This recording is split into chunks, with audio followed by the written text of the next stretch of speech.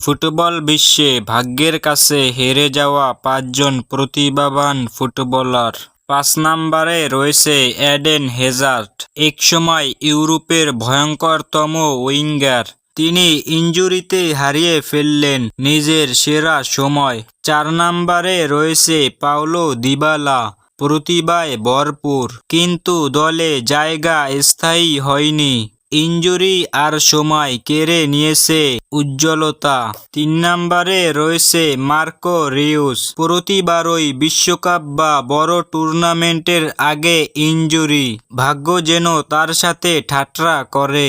২ নম্বরে রয়েছে Neymar junior, ফুটবলের জাদুকর, কিন্তু ইনজুরি আর দুর্ভাগ্য সবসময় পাশে থেকেছে।